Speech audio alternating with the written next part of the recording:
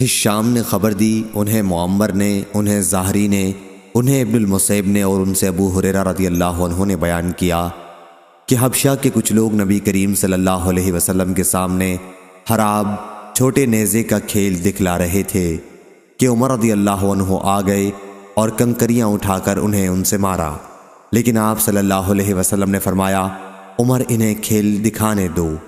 علی بن مدینی نے یہ بیان زیادہ کیا کہ ہم سے عبد الرزاق نے بیان کیا، انہیں معمر نے خبر دی کہ مسجد میں یہ صحابہ رضی اللہ عنہم اپنے کھیل کا مظاہرہ کر رہے تھے۔ صحیح بخاری حدیث نمبر 2901۔ اوزائی نے خبر دی، انہوں نے کہا کہ ہمیں اسحاق بن عبداللہ بن ابی طلحہ نے اور ان سے انس بن مالک رضی اللہ عنہ نے بیان کیا کہ ابو طلحہ رضی اللہ عنہ اپنی اور نبی کریم صلی اللہ علیہ وسلم کی آڑ ایک ہی ڈھال سے کر رہے تھے، اور ابو طلحہ رضی اللہ عنہ بڑے اچھے تیر انداز تھے۔ جب وہ تیر مارتے تو نبی اکرم صلی اللہ علیہ وسلم سر اٹھا کر دیکھتے کہ تیر کہاں جا کر گرا ہے۔ صحیح بخاری حدیث نمبر 2902۔ سہل بن سعد سعدی رضی اللہ عنہ نے بیان کیا کہ جب احد کی لڑائی میں حضور صلی اللہ علیہ وسلم کا خود آپ کے سر مبارک پر توڑا گیا اور چہرہ مبارک خون آلود ہو گیا اور آپ کے آگے کے دانت شہید ہو گئے، تو علی رضی اللہ عنہ ڈھال میں بھر بھر کر پانی لا رہے تھے اور فاطمہ رضی اللہ عنہا زخم کو دھو رہی تھیں۔ جب انہوں نے دیکھا کہ خون پانی سے اور زیادہ نکل رہا ہے تو انہوں نے ایک چٹائی جلائی اور اس کی راکھ کو آپ کے زخموں پر لگا دیا، جس سے خون آنا بند ہو گیا۔ صحیح بخاری حدیث نمبر 2903۔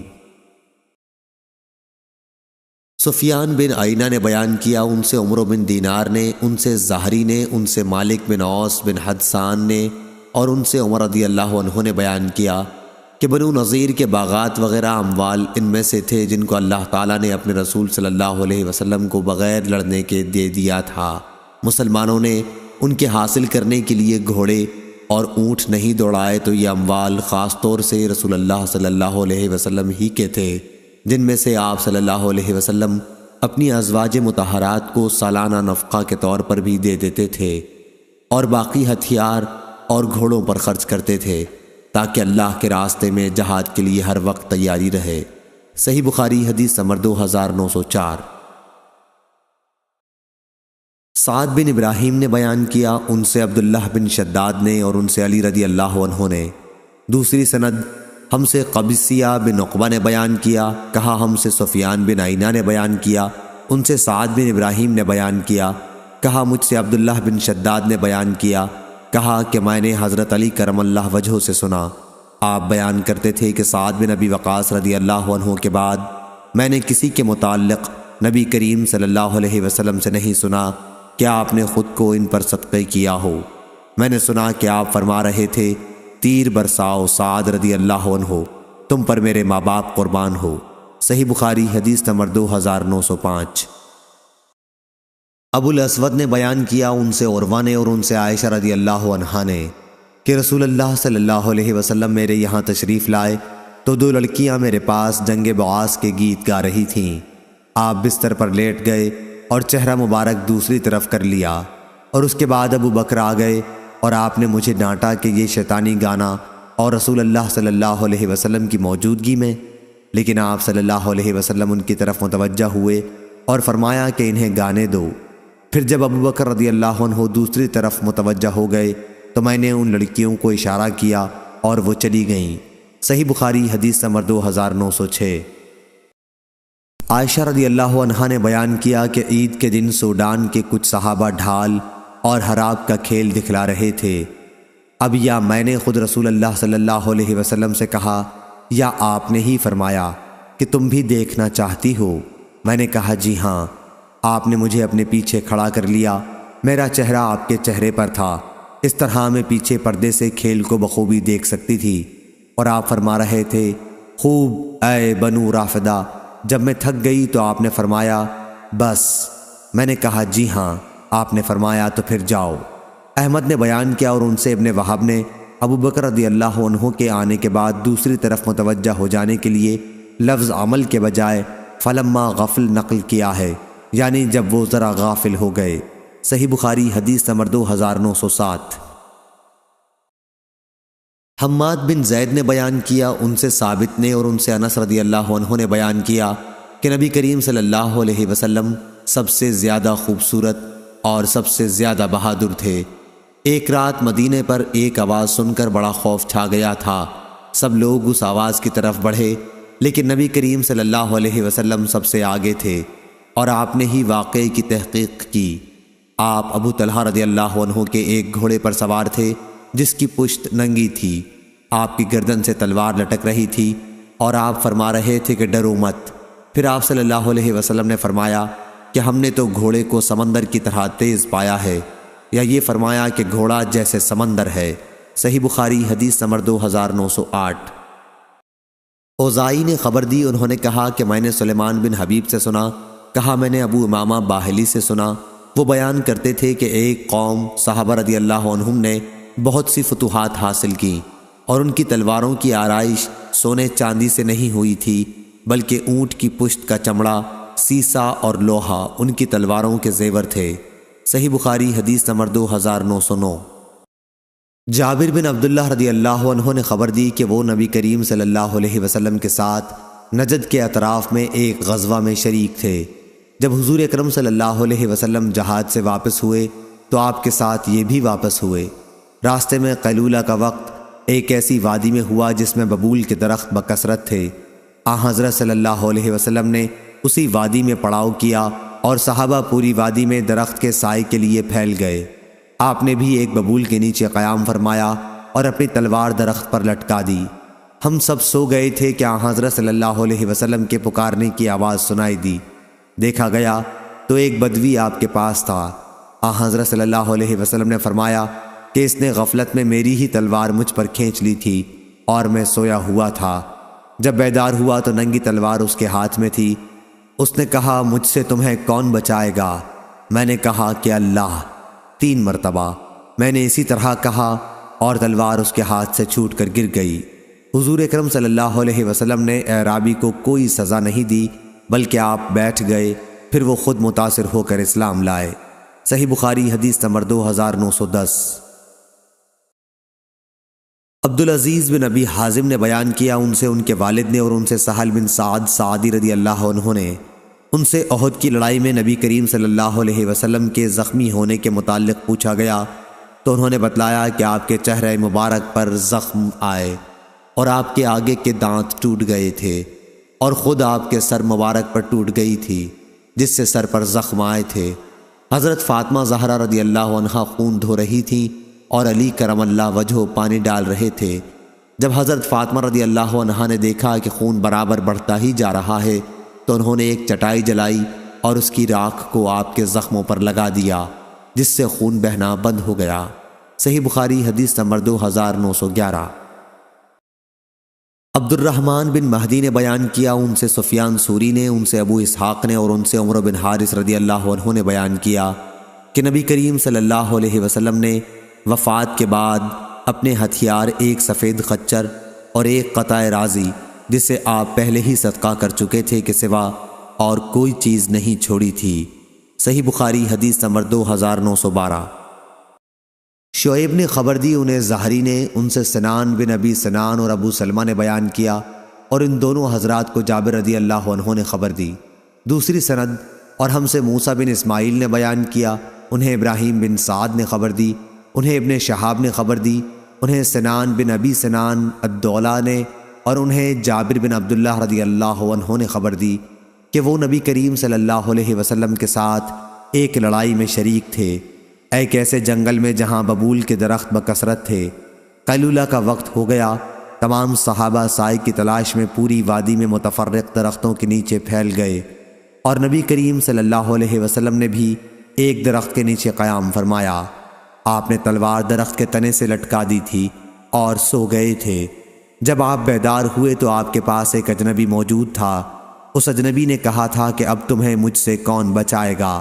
پھر حضرت صلی اللہ علیہ وسلم نے آواز دی اور جب صحابہ رضی اللہ عنہم آپ کے قریب پہنچے تو آپ نے فرمایا کہ اس شخص نے میری ہی تلوار مجھ پر کھینچ لی تھی اور مجھ سے کہنے لگا تھا کہ اب تمہیں میرے ہاتھ سے کون بچا سکے گا؟ میں نے کہا کہ اللہ۔ اس پر وہ شخص خود ہی دہشت زدہ ہو گیا اور تلوار نیام میں کر لی۔ اب یہ بیٹھا ہوا ہے۔ حضرت صلی اللہ علیہ وسلم نے اسے کوئی سزا نہیں دی تھی۔ صحیح بخاری حدیث نمبر 2913۔ امام مالک نے خبر دی، انہیں عمر بن عبید اللہ کے مولا ابو نضر نے، اور انہیں ابو قتادہ انصاری کے مولا نافع نے، اور انہیں ابو قتادہ رضی اللہ عنہ نے، کہ آپ رسول اللہ صلی اللہ علیہ وسلم کے ساتھ صلح حدیبیہ کے موقع پر مکے کے راستے میں آپ اپنے چند ساتھیوں کے ساتھ احرام باندھے ہوئے تھے، لشکر سے پیچھے رہ گئے۔ خود قتادہ رضی اللہ عنہ نے ابھی احرام نہیں باندھا تھا۔ پھر انہوں نے ایک گورخر دیکھا اور اپنے گھوڑے پر شکار کرنے کی نیت سے سوار ہو گئے۔ اس کے بعد انہوں نے اپنے ساتھیوں سے جو احرام باندھے ہوئے تھے کہا کہ کوڑا اٹھا دیں۔ انہوں نے اس سے انکار کیا۔ پھر انہوں نے اپنا نیزہ مانگا، اس کے دینے سے انہوں نے انکار کیا۔ آخر انہوں نے خود اسے اٹھایا اور گورخر پر جھپٹ پڑے اور اسے مار لیا۔ نبی کریم صلی اللہ علیہ وسلم کے صحابہ میں سے بعض نے تو اس گورخر کا گوشت کھایا اور بعض نے اس کے کھانے سے احرام کے عذر کی بنا پر انکار کیا۔ پھر جب یہ رسول اللہ صلی اللہ علیہ وسلم کی خدمت میں پہنچے تو اس کے متعلق مسئلہ پوچھا۔ حضرت صلی اللہ علیہ وسلم نے فرمایا کہ یہ تو ایک کھانے کی چیز تھی جو اللہ تعالیٰ نے تمہیں عطا کی۔ اور زید بن اسلم سے روایت ہے کہ ان سے عطا بن یسار نے بیان کیا، اور ان سے ابو قتادہ رضی اللہ عنہ نے گورخر کے شکار سے متعلق ابو نضر ہی کی حدیث کی طرح، البتہ اس روایت میں یہ زائد ہے کہ نبی کریم صلی اللہ علیہ وسلم نے دریافت فرمایا، کیا اس کا کچھ بچا ہوا گوشت ابھی تمہارے پاس موجود ہے؟ صحیح بخاری حدیث نمبر 2914۔ خالد حذا نے بیان کیا، ان سے اکرمہ نے اور ان سے ابن عباس رضی اللہ عنہ نے بیان کیا کہ نبی کریم صلی اللہ علیہ وسلم بدر کے دن دعا فرما رہے تھے۔ اس وقت آپ ایک خیمہ میں تشریف فرما تھے کہ اے اللہ، میں تیرے عہد اور تیرے وعدے کا واسطہ دے کر فریاد کرتا ہوں، اے اللہ اگر تو چاہے تو آج کے بعد تیری عبادت نہ کی جائے گی۔ اس پر حضرت ابو بکر رضی اللہ عنہ نے آپ کا ہاتھ پکڑ لیا اور عرض کیا، بس کیجئے اے اللہ کے رسول، آپ نے اپنے رب کے حضور میں دعا کی حد کر دی ہے۔ حضرت صلی اللہ علیہ وسلم اس وقت زرہ پہنے ہوئے تھے۔ آپ باہر تشریف لائے تو زبان مبارک پر یہ آیت تھی۔ ترجمہ: جماعت مشرکین جلد ہی شکست کھا کر بھاگ جائے گی اور پیٹھ دکھانا اختیار کرے گی، اور قیامت کے دن کا ان سے وعدہ ہے، اور قیامت کا دن بڑا ہی بھیانک اور تلخ ہوگا۔ اور وہیب نے بیان کیا، ان سے خالد نے بیان کیا کہ بدر کے دن کا یہ واقعہ ہے۔ صحیح بخاری حدیث نمبر 2915۔ سفیان ثوری نے خبر دی، انہیں عامش نے، انہیں ابراہیم نے، انہیں اسود نے، اور ان سے ام المومنین حضرت عائشہ رضی اللہ عنہا نے بیان کیا کہ جب رسول اللہ صلی اللہ علیہ وسلم کی وفات ہوئی تو آپ کی ذرہ ایک یہودی کے پاس 30 ساعت جو کے بدلے میں رہن رکھی ہوئی تھی۔ اور یالی نے بیان کیا کہ ہم سے عامش نے بیان کیا کہ لوہے کی ذرہ تھی، اور معلی نے بیان کیا، ان سے عبد الواحد نے بیان کیا، ان سے عامش نے بیان کیا کہ حضرت صلی اللہ علیہ وسلم نے لوہے کی ایک ذرہ رہن رکھی تھی۔ صحیح بخاری حدیث نمبر 2916۔ عبداللہ بن طاؤس نے بیان کیا، ان سے ان کے باپ نے، اور ان سے ابو ہریرہ رضی اللہ عنہ نے، کہ نبی کریم صلی اللہ علیہ وسلم نے فرمایا، بخیل جو زکوٰۃ نہیں دیتا اور زکوٰۃ دینے والے سخی کی مثال 2 آدمیوں جیسی ہے، دونوں لوہے کے کرتے زرہ پہنے ہوئے ہیں، دونوں کے ہاتھ گردن سے بندھے ہوئے ہیں۔ زکوٰۃ دینے والا سخی جب بھی زکوٰۃ کا ارادہ کرتا ہے تو اس کا کرتا اتنا کشادہ ہو جاتا ہے کہ زمین پر چلتے میں گھسیٹتا جاتا ہے، لیکن جب بخیل صدقے کا ارادہ کرتا ہے تو اس کی زرہ کا ایک حلقہ اس کے بدن پر تنگ ہو جاتا ہے اور اس طرح سکڑ جاتا ہے کہ اس کے ہاتھ اس کی گردن سے جڑ جاتے ہیں۔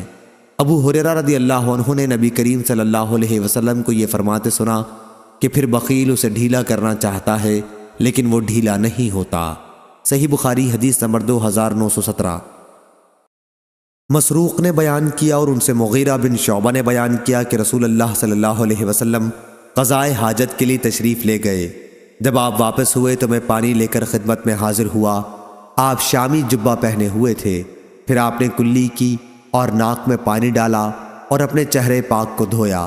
اس کے بعد ہاتھ دھونے کے لیے آستین چڑھانے کی کوشش کی، لیکن آستین تنگ تھی، اس لیے ہاتھوں کو نیچے سے نکالا، پھر انہیں دھویا اور سر کا مسح کیا اور دونوں موزوں ہر دو کا بھی مسح کیا۔ صحیح بخاری حدیث نمبر 2918۔ سعید بن ابی عروبہ نے بیان کیا، ان سے قتادہ نے اور ان سے انس بن مالک رضی اللہ عنہ نے کہ نبی کریم صلی اللہ علیہ وسلم نے عبد الرحمن بن عوف اور زبیر رضی اللہ عنہ کو خارش کے مرض کی وجہ سے ریشمی کرتا پہننے کی اجازت دے دی تھی، جو ان دونوں کو لاحق ہو گئی تھی، جو اس مرض میں مفید ہے۔ صحیح بخاری حدیث نمبر 2919۔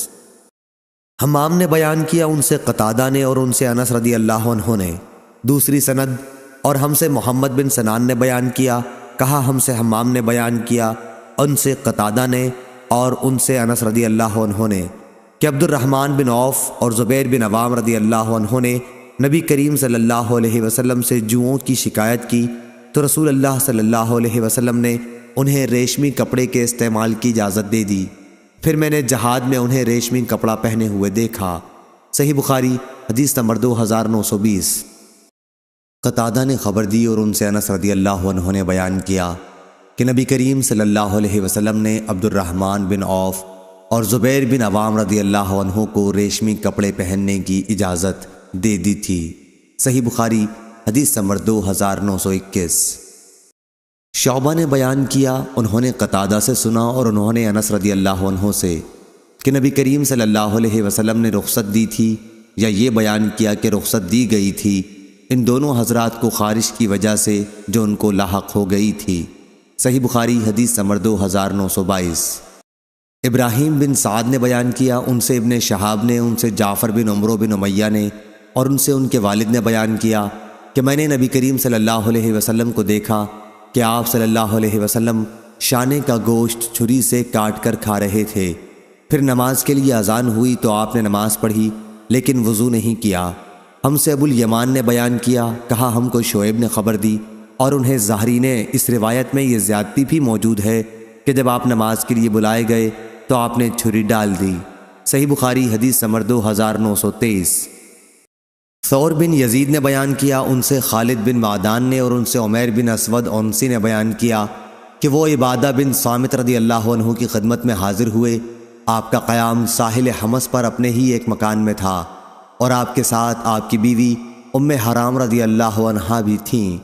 عمیر نے بیان کیا کہ ہم سے ام حرام رضی اللہ عنہا نے بیان کیا کہ میں نے نبی کریم صلی اللہ علیہ وسلم سے سنا ہے، آپ نے فرمایا تھا کہ میری امت کا سب سے پہلا لشکر جو دریائی سفر کر کے جہاد کے لیے جائے گا، اس نے اپنے لیے اللہ تعالیٰ کی رحمت و مغفرت واجب کر لی۔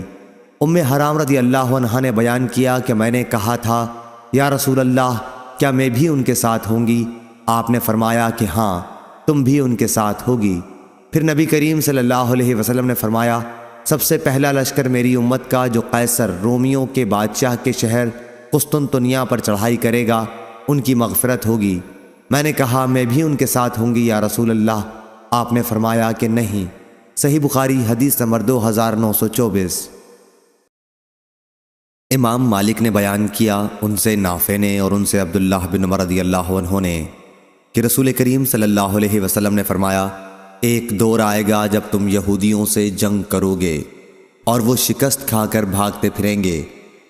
کوئی یہودی اگر پتھر کے پیچھے چھپ جائے گا تو پتھر بھی بول اٹھے گا کہ اے اللہ کے بندے، یہ یہودی میرے پیچھے چھپا بیٹھا ہے، اسے قتل کر ڈال۔ صحیح بخاری حدیث نمبر 2925۔ جریر نے خبر دی عمارہ بن قعقاع سے، انہیں ابو زرعہ نے اور ان سے ابو ہریرہ رضی اللہ عنہ نے بیان کیا کہ نبی کریم صلی اللہ علیہ وسلم نے فرمایا، قیامت اس وقت تک قائم نہ ہوگی جب تک یہودیوں سے تمہاری جنگ نہ ہو لے گی، اور وہ پتھر بھی اس وقت اللہ تعالیٰ کے حکم سے بول اٹھیں گے جس کے پیچھے یہودی چھپا ہوا ہوگا، کیا اے مسلمان، یہ یہودی میری آڑ لے کر چھپا ہوا ہے، اسے قتل کر ڈالو۔ صحیح بخاری حدیث نمبر 2926۔ جریر بن حازم نے بیان کیا، کہا میں نے حسن سے سنا، انہوں نے کہا کہ ہم سے عمر بن تغلب رضی اللہ عنہ نے بیان کیا، کہا کہ نبی اکرم صلی اللہ علیہ وسلم نے فرمایا کہ قیامت کی نشانیوں میں سے ہے کہ تم ایسی قوم سے جنگ کرو گے جو بالوں کی جوتیاں پہنے ہوں یا ان کے بال بہت لمبے ہوں گے، اور قیامت کی ایک نشانی یہ ہے کہ ان لوگوں سے لڑو گے جن کے منہ چوڑے چوڑے ہوں گے، گویا ڈھالے ہیں چمڑا جمی ہوئی، یعنی بہت موٹے منہ والے ہوں گے۔ صحیح بخاری حدیث نمبر 2927۔ اعرج نے بیان کیا اور ان سے ابو ہریرہ رضی اللہ عنہ نے بیان کیا کہ رسول اللہ صلی اللہ علیہ وسلم نے فرمایا، قیامت اس وقت تک قائم نہ ہوگی جب تک تم ترکوں سے جنگ نہ کر لوگے، جن کی آنکھیں چھوٹی ہوں گی، چہرے سرخ ہوں گے، ناک موٹی پھیلی ہوئی ہوگی، ان کے چہرے ایسے ہوں گے جیسے تہبند چمڑا لگی ہوئی ہوتی ہے، اور قیامت اس وقت تک قائم نہ ہوگی جب تک تم ایک ایسی قوم سے جنگ نہ کر لوگے جن کے جوتے بال کے بنے ہوئے ہوں گے۔ صحیح بخاری حدیث نمبر 2928۔ ظاہری نے بیان کیا ان سے سعید بن مسیب نے اور ان سے ابو ہریرہ رضی اللہ عنہ نے کہ نبی کریم صلی اللہ علیہ وسلم نے فرمایا، قیامت اس وقت تک قائم نہ ہوگی جب تک تم ایک ایسی قوم سے لڑائی نہ کر لوگے جن کے جوتے بالوں کے ہوں گے، اور قیامت اس وقت تک قائم نہیں ہوگی جب تک تم ایک ایسی قوم سے جنگ نہ کر لوگے جن کے چہرے طے شدہ ڈھالوں جیسے ہوں گے۔ سفیان نے بیان کیا کہ اس میں ابو زناد نے اعرج سے اور انہوں نے ابو ہریرہ رضی اللہ عنہ سے یہ زیادہ نقل کیا کہ ان کی آنکھیں چھوٹی ہوں گی، ناک موٹی، چہرے ایسے ہوں گے جیسے تہ بتہ چمڑے لگی ڈھال ہوتی ہے۔ صحیح بخاری حدیث نمبر 2929۔ ابو اسحاق نے بیان کیا، کہا کہ میں نے برا بن عازب رضی اللہ عنہ سے سنا، ان سے ایک صاحب نے پوچھا تھا کہ ابو عمارہ، کیا آپ لوگوں نے حنین کی لڑائی میں فرار اختیار کیا تھا؟ برا رضی اللہ عنہ نے کہا، نہیں، خدا کی قسم رسول اللہ صلی اللہ علیہ وسلم نے پشت ہرگز نہیں پھیری تھی، البتہ آپ کے اصحاب میں جو نوجوان تھے بے سر و سامان، جن کے پاس نہ زرہ تھی نہ خود اور کوئی ہتھیار بھی نہیں لے گئے تھے، انہوں نے ضرور میدان چھوڑ دیا تھا، کیونکہ مقابلے میں ہوازن اور بنو نصر کے بہترین تیر انداز تھے کہ کم ہی ان کا کوئی تیر خطا جاتا، چنانچہ انہوں نے خوب تیر برسائے اور شاید ہی کوئی نشانہ ان کا خطا ہوا ہو۔ اس دوران میں مسلمان نبی کریم صلی اللہ علیہ وسلم کے پاس آ کر جمع ہو گئے۔ آپ اپنے سفید خچر پر سوار تھے اور آپ کے چچیرے بھائی ابو سفیان بن حارث بن عبد المطلب آپ کی سواری کی لگام تھامے ہوئے تھے۔ حضور نے سواری سے اتر کر اللہ تعالیٰ سے مدد کی دعا مانگی، پھر فرمایا، میں نبی ہوں، اس میں غلط بیانی کا کوئی شائبہ نہیں، میں عبد المطلب کی اولاد ہوں۔ اس کے بعد آپ صلی اللہ علیہ وسلم نے اپنے اصحاب کی نئے طریقے پر صف بندی کی۔ صحیح بخاری حدیث نمبر 2930۔ ہشام نے بیان کیا، ان سے محمد نے، ان سے عبیدہ نے اور ان سے علی رضی اللہ عنہ نے بیان کیا کہ غزوہ احزاب خندق کے موقع پر رسول اللہ صلی اللہ علیہ وسلم نے مشرکین کو یہ بد دعا دی کہ اے اللہ، ان کے گھروں اور قبروں کو آگ سے بھر دے، انہوں نے ہم کو صلاۃ وسطیٰ عصر کی نماز نہیں پڑھنے دی۔ یا آپ نے اس وقت فرمایا جب سورج غروب ہو چکا تھا اور عصر کی نماز قضا ہو گئی تھی۔ صحیح بخاری حدیث نمبر 2931۔ سفیان بن عینہ نے بیان کیا، ان سے ابن ذکوان نے، ان سے اعرج نے اور ان سے ابو ہریرہ رضی اللہ عنہ نے بیان کیا کہ رسول اللہ صلی اللہ علیہ وسلم صبح کی دعائے قنوت میں دوسری رکعت کے رکوع کے بعد یہ دعا پڑھتے تھے۔ ترجمہ: اے اللہ، سلمہ بن ہشام کو نجات دے، اے اللہ، ولید بن ولید کو نجات دے، اے اللہ، عیاش بن ابی ربیعہ کو نجات دے، اے اللہ، تمام کمزور مسلمانوں کو نجات دے جو مکے میں مشرکین کی سختیاں جھیل رہے تھے، اے اللہ، مضر پر اپنا سخت عذاب نازل کر، اے اللہ، ایسا قحط نازل کر جیسا یوسف علیہ السلام کے زمانے میں پڑا تھا۔ صحیح بخاری حدیث نمبر 2932۔ اسماعیل بن ابی خالد نے خبر دی اور انہوں نے عبداللہ بن ابی اوفی رضی اللہ عنہ سے سنا، آپ بیان کرتے تھے کہ غزوہ احزاب کے موقع پر رسول اللہ صلی اللہ علیہ وسلم نے یہ دعا کی تھی، اے اللہ، کتاب کے نازل کرنے والے، قیامت کے دن حساب بڑی سرعت سے لینے والے، اے اللہ، مشرکوں اور کفار کی جماعتوں کو جو مسلمانوں کا استحصال کرنے آئی ہیں شکست دے، اے اللہ، انہیں شکست دے اور انہیں جھنجھوڑ کر رکھ دے۔ صحیح بخاری حدیث نمبر 2933۔ جعفر بن عون نے بیان کیا، ہم سے سفیان ثوری نے، ان سے ابو اسحاق نے، ان سے عمرو بن میمون نے اور ان سے عبداللہ بن مسعود رضی اللہ عنہ نے کہ نبی کریم صلی اللہ علیہ وسلم کعبے کے سائے میں نماز پڑھ رہے تھے۔ ابو جہل اور قریش کے بعض دوسرے لوگوں نے کہا کہ اونٹ کی اوجڑی لا کر کون ان پر ڈالے گا؟ مکہ کے کنارے ایک اونٹ ذبح ہوا تھا اور اسی کی اوجڑی لانے کے واسطے ان سبوں نے اپنے آدمی بھیجے اور وہ اس اونٹ کی اوجڑی اٹھا لائے اور اسے نبی کریم صلی اللہ علیہ وسلم کے اوپر نماز پڑھتے ہوئے ڈال دیا۔ اس کے بعد فاطمہ رضی اللہ عنہا آئیں اور انہوں نے آپ صلی اللہ علیہ وسلم کے اوپر سے اس گندگی کو ہٹایا۔ حضرت صلی اللہ علیہ وسلم نے اس وقت یہ بد دعا کی کہ اے اللہ قریش کو پکڑ، اے اللہ قریش کو پکڑ، اے اللہ قریش کو پکڑ۔ ابو جہل بن ہشام، عتبہ بن ربیعہ، شیبہ بن ربیعہ، ولید بن عتبہ، ابی بن خلف اور عقبہ بن ابی معیط سب کو پکڑ لے۔ عبداللہ بن مسعود رضی اللہ عنہ نے کہا، چنانچہ میں نے ان سب کو جنگ بدر میں بدر کے کنویں میں دیکھا کہ سب کو قتل کر کے اس میں ڈال دیا گیا تھا۔ ابو اسحاق نے کہا کہ میں 7ویں شخص کا جس کے حق میں آپ نے بد دعا کی تھی نام بھول گیا، اور یوسف بن ابی اسحاق نے کہا کہ ان سے اسحاق نے سفیان کی روایت میں ابی بن خلف کے بجائے امیہ بن خلف بیان کیا، اور شعبہ نے کہا کہ امیہ یا ابی شک کے ساتھ ہے لیکن صحیح امیہ ہے۔ صحیح بخاری حدیث نمبر 2934۔ حماد بن زید نے بیان کیا، ان سے ایوب سختیانی نے، ان سے ابن ابی ملیکہ نے اور ان سے عائشہ رضی اللہ عنہا نے کہ بعض یہودی نبی کریم صلی اللہ علیہ وسلم کی خدمت میں آئے اور کہا، السلام علیکم، تم پر موت آئے۔ میں نے ان پر لعنت بھیجی۔ آپ نے فرمایا، کیا بات ہوئی؟ میں نے کہا، کیا انہوں نے ابھی جو کہا تھا آپ نے نہیں سنا؟ آپ نے فرمایا، کیا اور تم نے نہیں سنا کہ میں نے اس کا کیا جواب دیا؟ وعلیکم، یعنی تم پر بھی وہی آئے، یعنی میں نے کوئی برا لفظ زبان سے نہیں نکالا، صرف ان کی بات انہی پر لوٹا دی۔ صحیح بخاری حدیث نمبر 2935۔ ابن شہاب نے خبر دی، ان سے ان کے چچا نے بیان کیا، انہوں نے کہا کہ مجھے عبیداللہ بن عبداللہ بن عتبہ بن مسعود نے خبر دی، انہیں عبداللہ بن عباس رضی اللہ عنہ نے خبر دی کہ رسول اللہ صلی اللہ علیہ وسلم نے روم کے بادشاہ قیصر کو خط لکھا، جس میں آپ نے یہ بھی لکھا تھا کہ اگر تم نے اسلام کی دعوت سے منہ موڑا تو اپنے گناہ کے ساتھ ان کاشتکاروں کا بھی گناہ تم پر پڑے گا جن پر تم حکمرانی کر رہے ہو۔ صحیح بخاری حدیث نمبر 2936۔ عبد الرحمن نے بیان کیا کہ ابو ہریرہ رضی اللہ عنہ نے بیان کیا کہ طفیل بن عمرو دوسی رضی اللہ عنہ اپنے ساتھیوں کے ساتھ حضور اکرم صلی اللہ علیہ وسلم کی خدمت میں حاضر ہوئے اور عرض کیا کہ یا رسول اللہ صلی اللہ علیہ وسلم، قبیلہ دوس کے لوگ سرکشی پر اتر آئے ہیں اور اللہ کا کلام سننے سے انکار کرتے ہیں، آپ ان پر بد دعا کیجئے۔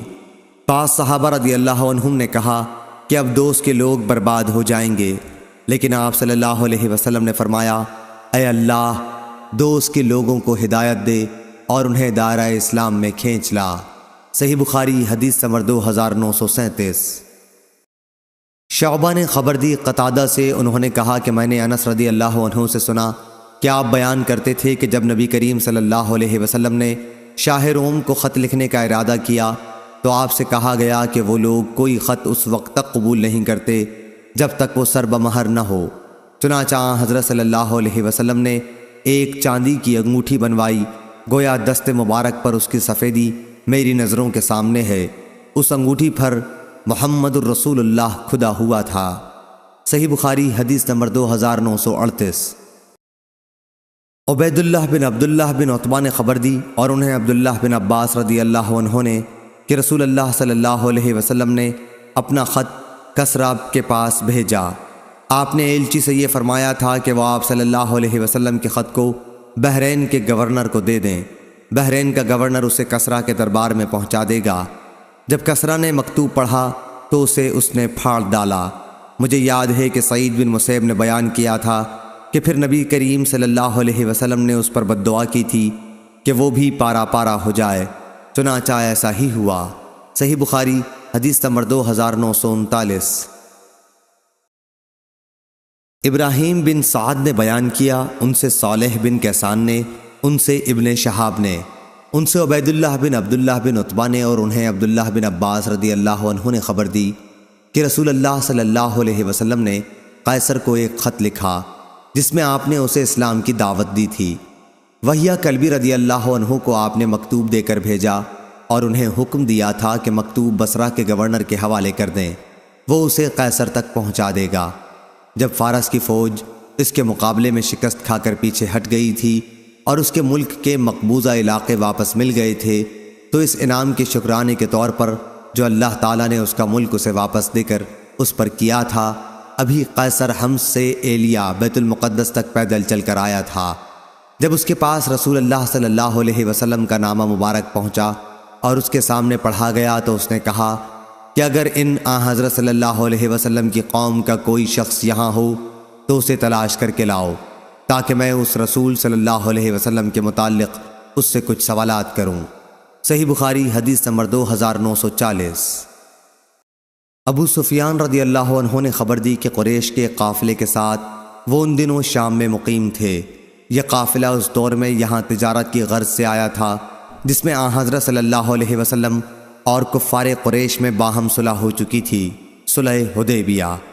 ابو سفیان نے کہا کہ قیصر کے آدمی کی ہم سے شام کے ایک مقام پر ملاقات ہوئی، اور وہ مجھے اور میرے ساتھیوں کو اپنے ساتھ قیصر کے دربار میں بیت المقدس لے کر چلا۔ پھر جب ہم ایلیا بیت المقدس پہنچے تو قیصر کے دربار میں ہماری بازیابی ہوئی۔ اس وقت قیصر دربار میں بیٹھا ہوا تھا، اس کے سر پر تاج تھا اور روم کے امراء اس کے ارد گرد تھے۔ اس نے اپنے ترجمان سے کہا کہ ان سے پوچھو کہ جنہوں نے ان کی یہاں نبوت کا دعویٰ کیا ہے، نسب کے اعتبار سے ان کے قریب میں سے کون شخص ہے؟ ابو سفیان نے کہا کہ میں نے کہا میں نسب کے اعتبار سے ان کے زیادہ قریب ہوں۔ قیصر نے پوچھا تمہاری اور ان کی قرابت کیا ہے؟ میں نے کہا رشتے میں وہ میرے چچا زاد بھائی ہوتے ہیں۔ اتفاق تھا کہ اس مرتبہ قافلے میں میرے سوا بنی عبد مناف کا اور آدمی موجود نہیں تھا۔ قیصر نے کہا کہ اس شخص ابو سفیان رضی اللہ عنہ کو مجھ سے قریب کر دو، اور جو لوگ میرے ساتھ تھے اس کے حکم سے میرے پیچھے قریب میں کھڑے کر دیے گئے۔ اس کے بعد اس نے اپنے ترجمان سے کہا کہ اس شخص ابو سفیان کے ساتھیوں سے کہہ دو کہ اس سے میں ان صاحب کے بارے میں پوچھوں گا جو نبی ہونے کے مدعی ہیں۔ اگر یہ ان کے بارے میں کوئی جھوٹ بات کہے تو تم فوراً اس کی تکذیب کر دو۔ ابو سفیان نے بیان کیا کہ خدا کی قسم اگر اس دن اس بات کی شرم نہ ہوتی کہ کہیں میرے ساتھی میری تکذیب نہ کر بیٹھیں تو میں ان سوالات کے جوابات میں ضرور جھوٹ بول جاتا جو اس نے حضرت صلی اللہ علیہ وسلم کے بارے میں کیے تھے، لیکن مجھے تو اس کا خطرہ لگا رہا کہ کہیں میرے ساتھی میری تکذیب نہ کر دیں، اس لیے میں نے سچائی سے کام لیا۔ اس کے بعد اس نے اپنے ترجمان سے کہا اس سے پوچھو کہ تم لوگوں میں ان صاحب کا نسب کیسا سمجھا جاتا ہے؟ میں نے بتایا کہ ہم میں ان کا نسب بہت عمدہ سمجھا جاتا ہے۔ اس نے پوچھا اچھا یہ نبوت کا دعویٰ اس سے پہلے بھی تمہارے یہاں کسی نے کیا تھا؟ میں نے کہا کہ نہیں۔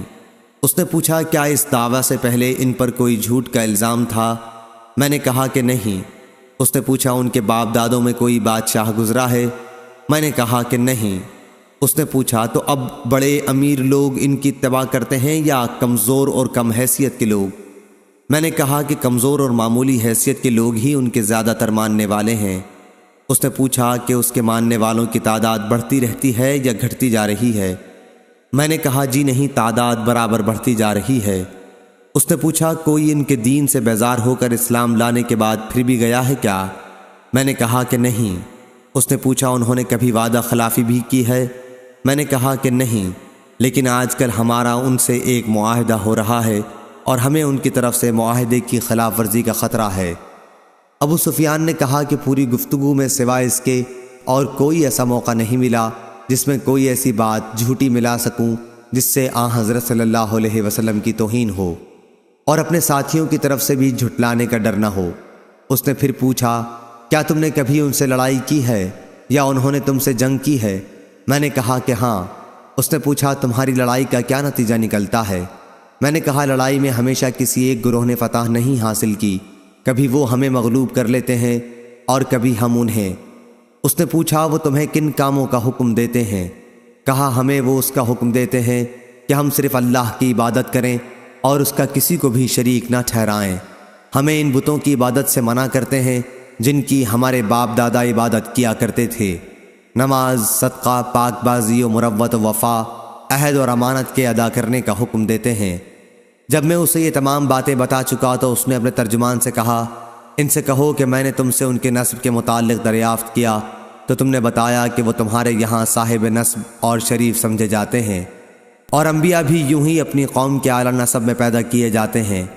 میں نے تم سے یہ پوچھا تھا کہ کیا نبوت کا دعویٰ تمہارے یہاں اس سے پہلے بھی کسی نے کیا تھا؟ تم نے بتایا کہ ہمارے ہاں ایسا دعویٰ پہلے کسی نے نہیں کیا تھا۔ اس سے میں یہ سمجھتا ہوں کہ اگر اس سے پہلے تمہارے یہاں کسی نے نبوت کا دعویٰ کیا ہوتا تو میں یہ بھی کہہ سکتا تھا کہ یہ صاحب بھی اسی دعوے کی نقل کر رہے ہیں جو اس سے پہلے کیا جا چکا ہے۔ میں نے تم سے دریافت کیا کہ کیا تم نے دعویٰ نبوت سے پہلے کبھی ان کی طرف جھوٹ منسوب کیا تھا؟ تم نے بتایا کہ ایسا کبھی نہیں ہوا۔ اس سے میں اس نتیجے پر پہنچا کہ یہ ممکن نہیں کہ ایک شخص جو لوگوں کے متعلق کبھی جھوٹ نہ بول سکا ہو وہ خدا کے متعلق جھوٹ بول دے۔ میں نے تم سے دریافت کیا کہ ان کے باپ دادوں میں کوئی بادشاہ تھا؟ تم نے بتایا کہ نہیں۔ میں نے اس سے یہ فیصلہ کیا کہ اگر ان کے باپ دادوں میں کوئی بادشاہ گزرا ہوتا تو میں یہ بھی کہہ سکتا تھا کہ نبوت کا دعویٰ کر کے وہ اپنے باپ دادوں کی سلطنت حاصل کرنا چاہتے ہیں۔ میں نے تم سے دریافت کیا کہ ان کی اتباع قوم کے بڑے لوگ کرتے ہیں یا کمزور اور بے حیثیت لوگ؟ تم نے بتایا کہ کمزور غریب قسم کے لوگ ان کی تابعداری کرتے ہیں، اور یہی گروہ انبیاء کی ہر دور میں اطاعت کرنے والا رہا ہے۔ میں نے تم سے پوچھا کہ ان تابعداروں کی تعداد بڑھتی رہتی ہے یا گھٹتی بھی ہے؟ تم نے بتایا کہ وہ لوگ برابر بڑھ ہی رہے ہیں۔ ایمان کا بھی یہی حال ہے یہاں تک کہ وہ مکمل ہو جائے۔ میں نے تم سے دریافت کیا کہ کیا کوئی شخص ان کے دین میں داخل ہونے کے بعد کبھی اس سے پھر بھی گیا ہے؟ تم نے کہا کہ ایسا کبھی نہیں ہوا۔ ایمان کا بھی یہی حال ہے، جب وہ دل کی گہرائیوں میں اتر جائے تو پھر کوئی چیز اس سے مومن کو ہٹا نہیں سکتی۔ میں نے تم سے دریافت کیا کہ کیا انہوں نے وعدہ خلافی بھی کی ہے؟ تم نے اس کا بھی جواب دیا کہ نہیں۔ انبیاء کی یہی شان ہے کہ وہ وعدہ خلافی کبھی نہیں کرتے۔ میں نے تم سے دریافت کیا کہ کیا تم نے کبھی ان سے یا انہوں نے تم سے جنگ بھی کی ہے؟ تم نے بتایا کہ ایسا ہوا ہے، اور تمہاری لڑائیوں کا نتیجہ ہمیشہ کسی ایک ہی کے حق میں نہیں گیا، بلکہ کبھی تم مغلوب ہوتے ہو اور کبھی وہ۔ انبیاء کے ساتھ بھی ایسا ہی ہوتا ہے، وہ امتحان میں ڈالے جاتے ہیں لیکن انجام انہی کا بہتر ہوتا ہے۔ میں نے تم سے دریافت کیا کہ وہ تم کو کن کاموں کا حکم دیتے ہیں؟ تم نے بتایا کہ وہ ہمیں اس کا حکم دیتے ہیں کہ اللہ کی عبادت کرو، اس کے ساتھ کسی کو شریک نہ ٹھہراؤ، اور تمہیں تمہارے ان معبودوں کی عبادت سے منع کرتے ہیں جن کی تمہارے باپ دادا عبادت کیا کرتے تھے۔ تمہیں وہ نماز، صدقہ، پاک بازی، وعدہ وفائی اور ادائے امانت کا حکم دیتے ہیں۔ اس نے کہا کہ ایک نبی کی یہی صفت ہے۔ میرے بھی علم میں یہ بات تھی کہ وہ نبی مبعوث ہونے والے ہیں، لیکن یہ خیال نہ تھا کہ تم میں سے وہ مبعوث ہوں گے۔ جو باتیں تم نے بتائیں اگر وہ صحیح ہیں تو وہ دن بہت قریب ہے جب وہ اس جگہ پر حکمران ہوں گے جہاں اس وقت میرے دونوں قدم موجود ہیں۔ اگر مجھے ان تک پہنچ سکنے کی توقع ہوتی تو میں ان کی خدمت میں حاضر ہونے کی پوری کوشش کرتا، اور اگر میں ان کی خدمت میں موجود ہوتا تو ان کے پاؤں دھوتا۔ ابو سفیان نے بیان کیا کہ اس کے بعد قیصر نے رسول اللہ کا نام مبارک طلب کیا اور وہ اس کے سامنے پڑھا گیا۔ اس میں لکھا ہوا تھا، ترجمہ: شروع کرتا ہوں اللہ کے نام سے جو بڑا ہی مہربان نہایت رحم کرنے والا ہے۔ یہ خط ہے محمد اللہ کے بندے اور اس کے رسول کی طرف سے روم کے بادشاہ ہرقل کی طرف۔ اس شخص پر سلامتی ہو جو ہدایت قبول کر لے۔ اما بعد، میں تمہیں اسلام کی دعوت دیتا ہوں۔ اسلام قبول کرو، تمہیں بھی سلامتی و امن حاصل ہوگی، اور اسلام قبول کرو، اللہ تمہیں دوہرا اجر دے گا، ایک تمہارے اپنے اسلام کا اور دوسرا تمہاری قوم کے اسلام کا جو تمہاری وجہ سے اسلام میں داخل ہوگی۔ لیکن اگر تم نے اس دعوت سے منہ موڑ لیا تو تمہاری رعایا کا گناہ بھی تم پر ہوگا۔ اور اے اہل کتاب، ایک ایسے کلمے پر آ کر ہم سے مل جاؤ جو ہمارے اور تمہارے درمیان ایک ہی ہے، یہ کہ ہم اللہ کے سوا اور کسی کی عبادت نہ کریں، نہ اس کے ساتھ کسی کو شریک ٹھہرائیں، اور نہ ہم میں سے کوئی اللہ کو چھوڑ کر آپس میں ایک دوسرے کو پروردگار بنائے۔ اب بھی اگر تم منہ موڑتے ہو تو اس کا اقرار کر لو کہ اللہ تعالیٰ کے واقعی فرما بردار ہم ہی ہیں۔ ابو سفیان نے بیان کیا کہ جب ہرقل اپنی بات پوری کر چکا تو روم کے سردار اس کے ارد گرد جمع تھے۔ سب ایک ساتھ چیخنے لگے اور شور و غل بہت بڑھ گیا۔ مجھے کچھ پتہ نہیں چلا کہ یہ لوگ کیا کہہ رہے تھے۔ پھر ہمیں حکم دیا گیا اور ہم وہاں سے نکال دیے گئے۔ جب میں اپنے ساتھیوں کے ساتھ وہاں سے چلا آیا اور ان کے ساتھ تنہائی ہوئی تو میں نے کہا کہ ابن ابی کبشہ مراد حضور اکرم صلی اللہ علیہ وسلم سے ہے کا معاملہ بہت آگے بڑھ چکا ہے۔ بنو الاسفر رومیوں کا بادشاہ بھی اس سے ڈرتا ہے۔ ابو سفیان نے بیان کیا کہ اللہ کی قسم مجھے اسی دن سے اپنی ذلت کا یقین ہو گیا تھا اور برابر اس بات کا بھی یقین رہا کہ حضرت صلی اللہ علیہ وسلم ضرور غالب ہوں گے، یہاں تک کہ اللہ تعالیٰ نے میرے دل میں بھی اسلام داخل کر دیا، حالانکہ پہلے میں اسلام کو برا جانتا تھا۔ صحیح بخاری حدیث نمبر 2941۔ عبدالعزیز بن ابی حازم نے بیان کیا، ان سے ان کے والد نے، ان سے سہل بن سعد سعدی رضی اللہ عنہ نے، اور انہوں نے نبی کریم صلی اللہ علیہ وسلم سے سنا، آپ نے خیبر کی لڑائی کے دن فرمایا تھا کہ اسلامی جھنڈا میں ایک ایسے شخص کے ہاتھ میں دوں گا جس کے ذریعے اللہ تعالیٰ فتح عنایت فرمائے گا۔ اب سب اس انتظار میں تھے کہ دیکھیے جھنڈا کسے ملتا ہے۔ جب صبح ہوئی تو سب سرکردہ لوگ اسی میدان میں رہے کہ کاش انہی کو مل جائے، لیکن حضرت صلی اللہ علیہ وسلم نے دریافت فرمایا، علی کہاں ہیں؟ عرض کیا گیا کہ وہ آنکھوں کے درد میں مبتلا ہیں۔ آخر آپ کے حکم سے انہیں بلایا گیا۔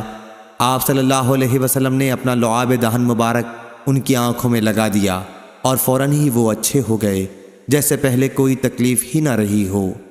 حضرت علی رضی اللہ عنہ نے کہا کہ ہم ان یہودیوں سے اس وقت تک جنگ کریں گے جب تک یہ ہمارے جیسے مسلمان نہ ہو جائیں، لیکن حضرت صلی اللہ علیہ وسلم نے فرمایا، ابھی ٹھہرو، پہلے ان کے میدان میں اتر کر انہیں تم اسلام کی دعوت دے لو اور ان کے لیے جو چیزیں ضروری ہیں ان کی خبر کر دو، پھر وہ نہ مانے تو لڑنا۔ اللہ کی قسم اگر تمہارے ذریعے ایک شخص کو بھی ہدایت مل جائے تو یہ تمہارے حق میں سرخ اونٹوں سے بہتر ہے۔ صحیح بخاری حدیث نمبر 2942۔ ابو اسحاق نے بیان کیا، ان سے حمید نے کہا کہ میں نے انس رضی اللہ عنہ سے سنا، آپ بیان کرتے تھے کہ رسول اللہ صلی اللہ علیہ وسلم جب کسی قوم پر چڑھائی کرتے تو اس وقت تک کوئی اقدام نہ فرماتے جب تک صبح نہ ہو جاتی۔ جب صبح ہو جاتی اور اذان کی آواز سن لیتے تو رک جاتے، اور اگر اذان کی آواز سنائی نہ دیتی تو صبح ہونے کے بعد حملہ کرتے۔ چنانچہ خیبر میں بھی ہم رات میں پہنچے تھے۔ اس حدیث میں بھی اشارہ ہے کہ جنگ شروع کرنے سے پہلے ہر وہ موقع تلاش کر لینا چاہیے جس سے جنگ کا خطرہ ٹل سکے، کیونکہ اسلام کا مقصد جنگ ہرگز نہیں ہے۔ صحیح بخاری حدیث نمبر 2943۔ اسماعیل بن جعفر نے بیان کیا، ان سے حمید نے اور ان سے انس رضی اللہ عنہ نے کہ نبی کریم صلی اللہ علیہ وسلم ہمیں ساتھ لے کر ایک غزوہ کے لیے تشریف لے گئے۔ صحیح بخاری حدیث نمبر 2944۔ عبداللہ بن مسلمہ نے بیان کیا، ان سے امام مالک نے، ان سے حمید نے اور ان سے انس رضی اللہ عنہ نے کہ رسول کریم صلی اللہ علیہ وسلم رات میں خیبر تشریف لے گئے، اور آپ کی عادت تھی کہ جب کسی قوم تک رات کے وقت پہنچتے تو صبح سے پہلے ان پر حملہ نہیں کرتے تھے۔ جب صبح ہوئی تو یہودی اپنے پھاوڑے اور ٹوکرے لے کر باہر کھیتوں میں کام کرنے کے لیے نکلے۔ جب انہوں نے اسلامی لشکر کو دیکھا تو چیخ پڑے، محمد واللہ محمد، لشکر سمیت آ گئے۔ اس پر نبی کریم صلی اللہ علیہ وسلم نے فرمایا، اللہ کی ذات سب سے بڑی ہے، اب خیبر تو خراب ہو گیا کہ جب ہم کسی قوم کے میدان میں مجاہدانہ اتر آتے ہیں تو کفر سے ڈرائے ہوئے لوگوں کی صبح منحوس ہو جاتی ہے۔ صحیح بخاری حدیث نمبر 2945۔ سعید بن مسیب نے بیان کیا اور ان سے ابو ہریرہ رضی اللہ عنہ نے کہ رسول کریم صلی اللہ علیہ وسلم نے فرمایا کہ مجھے حکم دیا گیا ہے کہ میں لوگوں سے اس وقت تک جنگ کرتا رہوں یہاں تک کہ وہ اس کا اقرار کر لیں کہ اللہ کے سوا اور کوئی معبود نہیں۔ پس جس نے اقرار کر لیا کہ اللہ کے سوا اور کوئی معبود نہیں تو اس کی جان اور مال ہم سے محفوظ ہے، سوا اس حق کے جس کی بنا پر قانوناً اس کی جان و مال زد میں آئے، اور اس کا حساب اللہ کے ذمے ہے۔ اس کی روایت عمر اور ابن عمر نے بھی نبی کریم صلی اللہ علیہ وسلم سے کی ہے۔ صحیح بخاری حدیث نمبر 2946۔ ابن شہاب نے بیان کیا، کہا کہ مجھے عبد الرحمن بن عبداللہ بن کعب بن مالک نے خبر دی، اور انہیں عبداللہ بن کعب رضی اللہ عنہ نے۔ کعب رضی اللہ عنہ جب نابینا ہو گئے تھے کہ ساتھ ان کے دوسرے صاحبزادوں میں یہی عبداللہ انہیں لے کر راستے میں ان کے آگے آگے چلتے تھے۔ رسول اللہ صلی اللہ علیہ وسلم کا اصول یہ تھا کہ جب آپ کسی غزوے کا ارادہ کرتے تو مصلحت کے لیے دوسرا مقام بیان کرتے تاکہ دشمن کو خبر نہ ہو۔ صحیح بخاری حدیث نمبر 2947۔ عبد الرحمن بن عبداللہ بن کعب بن مالک نے خبر دی، انہوں نے کہا کہ میں نے کعب بن مالک رضی اللہ عنہ سے سنا، آپ بیان کرتے تھے کہ ایسا کم اتفاق ہوتا کہ حضرت صلی اللہ علیہ وسلم کسی جہاد کا قصد کریں اور وہی مقام بیان فرما کر اس کو نہ چھپائیں۔ جب آپ غزوہ تبوک کو جانے لگے تو چونکہ یہ غزوہ بڑی سخت گرمی میں ہونا تھا، لمبا سفر تھا اور جنگلوں کو طے کرنا تھا، اور مقابلہ بھی بہت بڑی فوج سے تھا، اس لیے آپ نے مسلمانوں سے صاف صاف فرما دیا تھا تاکہ دشمن کے مقابلے کے لیے پوری تیاری کر لیں۔ چنانچہ غزوے کے لیے جہاں آپ کو جانا تھا یعنی تبوک، اس کا آپ نے صاف اعلان کر دیا تھا۔ صحیح بخاری حدیث نمبر 2948۔ عبد الرحمن بن کعب بن مالک نے خبر دی کہ حضرت کعب بن مالک رضی اللہ عنہ کہا کرتے تھے کہ کم ایسا ہوتا کہ رسول اللہ صلی اللہ علیہ وسلم کسی سفر میں جمعرات کے سوا اور کسی دن نکلیں۔ صحیح بخاری حدیث نمبر 2949۔ معمر نے خبر دی، انہیں زہری نے، انہیں عبد الرحمن بن کعب بن مالک نے، اور انہیں ان کے والد حضرت کعب بن مالک رضی اللہ عنہ نے کہ نبی کریم صلی اللہ علیہ وسلم غزوہ تبوک کے لیے جمعرات کے دن نکلے تھے۔ آپ جمعرات کے دن سفر کرنا پسند فرماتے تھے۔ صحیح بخاری حدیث نمبر 2950۔ حماد بن زید نے بیان کیا، ان سے ایوب سختیانی نے، ان سے ابو قلابہ نے، اور ان سے انس رضی اللہ عنہ نے کہ نبی کریم صلی اللہ علیہ وسلم نے مدینہ میں ظہر 4 رکعت پڑھی، پھر عصر کی نماز الحلیفہ میں 2 رکعت پڑھی، اور میں نے سنا کہ صحابہ حج اور عمرہ دونوں کا لبیک ایک ساتھ پکار رہے تھے۔ صحیح بخاری حدیث نمبر 2951۔ عبداللہ بن مسلمہ نے بیان کیا امام مالک سے، ان سے یحییٰ بن سعید نے، ان سے عمرہ بنت عبد الرحمن نے، اور ان سے عائشہ رضی اللہ عنہا نے بیان کیا کہ مدینہ سے حجۃ الوداع کے لیے رسول کریم صلی اللہ علیہ وسلم کے ساتھ ہم اس وقت نکلے جب ذی قعدہ کے 5 دن باقی تھے۔ ہفتے کے دن ہمارا مقصد حج کے سوا اور کچھ بھی نہ تھا۔ جب ہم مکے سے قریب ہوئے تو رسول کریم صلی اللہ علیہ وسلم نے حکم فرمایا کہ جس کے ساتھ قربانی کا جانور نہ ہو، جب وہ بیت اللہ کے طواف اور صفا اور مروہ کی سعی سے فارغ ہو جائے تو احرام کھول دے، پھر حج کے لیے بعد میں احرام باندھے۔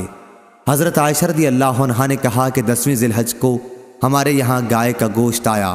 میں نے پوچھا کہ گوشت کیسا ہے، تو بتایا گیا کہ رسول کریم صلی اللہ علیہ وسلم نے اپنی بیویوں کی طرف سے جو گائے قربان کی ہے یہ اسی کا گوشت ہے۔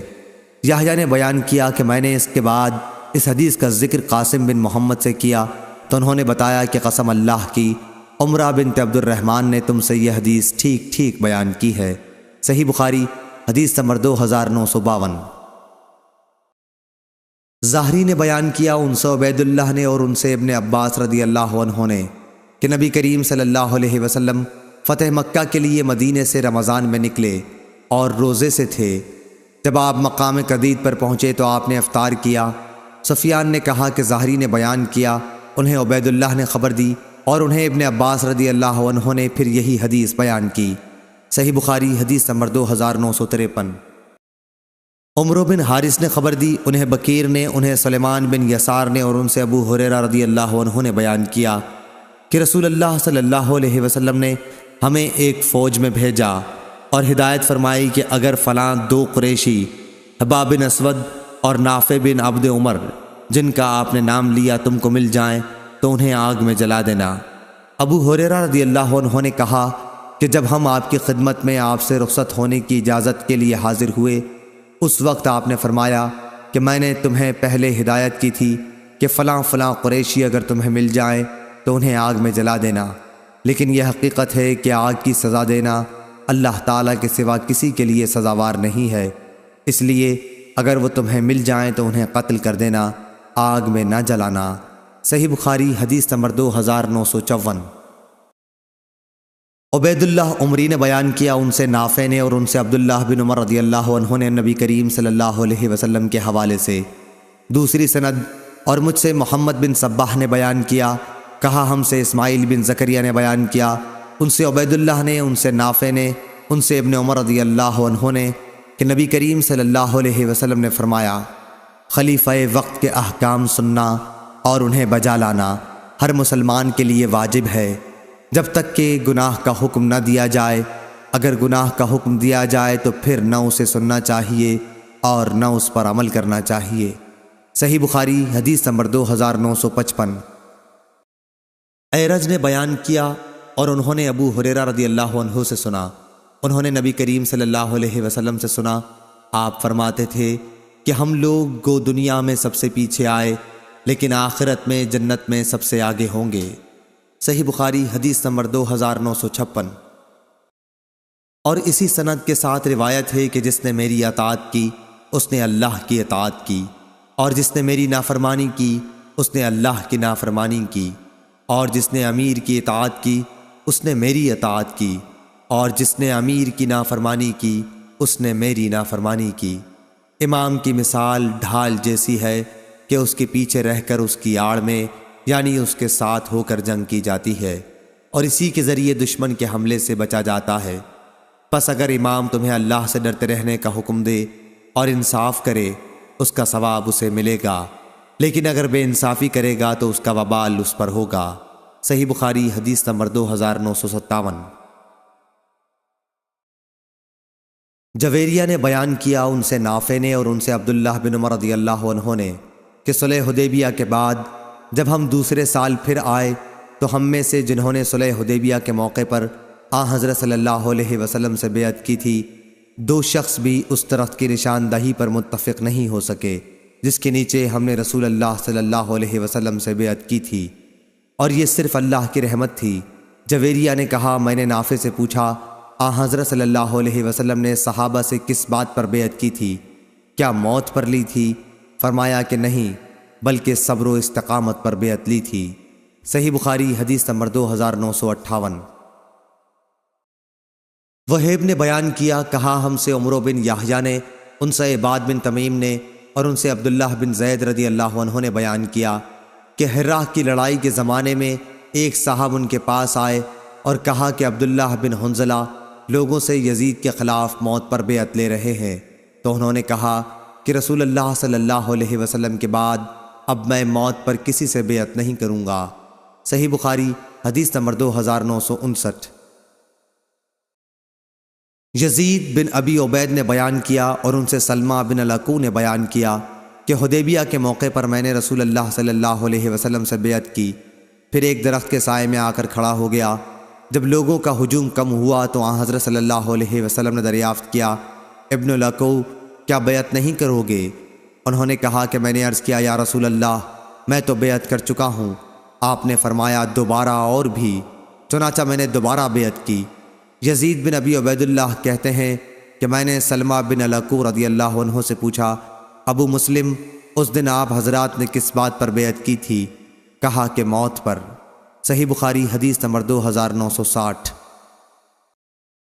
حمید نے بیان کیا اور انہوں نے انس رضی اللہ عنہ سے سنا، آپ بیان کرتے تھے کہ انصار خندق کھودتے ہوئے غزوہ خندق کے موقع پر کہتے تھے، ہم وہ لوگ ہیں جنہوں نے محمد صلی اللہ علیہ وسلم سے جہاد پر بیعت کی ہے ہمیشہ کے لیے جب تک ہمارے جسم میں جان ہے۔ حضرت صلی اللہ علیہ وسلم نے اس کے جواب میں یوں فرمایا، اے اللہ، زندگی تو بس آخرت ہی کی زندگی ہے، پس تو آخرت میں انصار اور مہاجرین کا اکرام فرمانا۔ صحیح بخاری حدیث نمبر 2961۔ مجاشع بن مسعود سلمہ رضی اللہ عنہ نے بیان کیا کہ میں اپنے بھائی کے ساتھ فتح مکہ کے بعد حضرت صلی اللہ علیہ وسلم کی خدمت میں حاضر ہوا اور عرض کیا کہ ہم سے ہجرت پر بیعت لے لیجئے۔ حضرت صلی اللہ علیہ وسلم نے عرض فرمایا کہ ہجرت تو مکے کے فتح ہونے کے بعد وہاں سے ہجرت کر کے آنے والوں پر ختم ہو گئی۔ میں نے عرض کیا، پھر آپ ہم سے کس بات پر بیعت لیں گے؟ آپ نے فرمایا کہ اسلام اور جہاد پر۔ صحیح بخاری حدیث نمبر 2962 2963۔ عبداللہ بن مسعود رضی اللہ عنہ نے بیان کیا کہ میرے پاس ایک شخص آیا اور ایسی بات پوچھی کہ میری کچھ سمجھ میں نہ آیا کہ اس کا جواب کیا دوں۔ اس نے پوچھا، مجھے یہ مسئلہ بتائیے کہ ایک شخص بہت ہی خوش اور ہتھیار بند ہو کر ہمارے امیروں کے ساتھ جہاد کے لیے جاتا ہے، پھر وہ امیر ہمیں ایسی چیزوں کا مکلف قرار دیتے ہیں کہ ہم ان کی طاقت نہیں رکھتے۔ میں نے کہا، اللہ کی قسم میری کچھ سمجھ میں نہیں آتا کہ تمہاری بات کا جواب کیا دوں، البتہ جب ہم رسول اللہ صلی اللہ علیہ وسلم کے ساتھ آپ کی حیات مبارکہ میں تھے تو آپ کو کسی بھی معاملے میں صرف ایک مرتبہ حکم کی ضرورت پیش آتی تھی اور ہم فوراً ہی اسے بجا لاتے تھے۔ یہ یاد رکھنے کی بات ہے کہ تم لوگوں میں اس وقت تک خیر رہے گی جب تک تم اللہ سے ڈرتے رہو گے، اور اگر تمہارے دل میں کسی معاملے میں شبہ پیدا ہو جائے کہ کیا جائے یا نہیں تو کسی عالم سے اس کے متعلق پوچھ لو تاکہ تشفی ہو جائے۔ وہ دور بھی آنے والا ہے کہ کوئی ایسا آدمی بھی جو صحیح مسئلے بتا دے تمہیں نہیں ملے گا۔ اس ذات کی قسم جس کے سوا کوئی معبود نہیں، جتنی دنیا باقی رہ گئی ہے وہ وادی کے اس پانی کی طرح ہے جس کا صاف اور اچھا حصہ تو پیا جا چکا ہے اور گدلا حصہ باقی رہ گیا ہے۔ صحیح بخاری حدیث نمبر 2964۔ موسیٰ بن عقبہ نے بیان کیا، ان سے عمر بن عبید اللہ کے غلام سالم ابی نضر نے، سالم ان کے منشی تھے، بیان کیا کہ عبداللہ بن ابی اوفا رضی اللہ عنہ نے انہیں ایک خط لکھا اور میں نے اسے پڑھا کہ رسول اللہ صلی اللہ علیہ وسلم نے ایک جہاد کے موقع پر جس میں لڑائی بھی ہوئی تھی سورج کے ڈھلنے تک جنگ شروع نہیں کی۔ صحیح بخاری حدیث نمبر 2965۔ اس کے بعد آپ نے صحابہ رضی اللہ عنہ کو خطاب کرتے ہوئے فرمایا، لوگو، دشمن کے ساتھ جنگ کی خواہش اور تمنا دل میں نہ رکھا کرو، بلکہ اللہ تعالیٰ سے امن و عافیت کی دعا کیا کرو۔ البتہ جب دشمن سے مٹ بھیڑ ہو ہی جائے تو پھر صبر و استقامت کا ثبوت دو، یاد رکھو کہ جنت تلواروں کے سائے تلے ہے۔ اس کے بعد آپ نے یوں دعا کی، اے اللہ، کتاب کے نازل کرنے والے، بادل بھیجنے والے، احزاب دشمنوں کے دوستوں کو شکست دینے والے، انہیں شکست دے اور ان کے مقابلے میں ہماری مدد کر۔ صحیح بخاری حدیث نمبر 2966۔ جابر بن عبداللہ رضی اللہ عنہ نے بیان کیا کہ میں رسول اللہ صلی اللہ علیہ وسلم کے ساتھ ایک غزوہ جنگ تبوک میں شریک تھا۔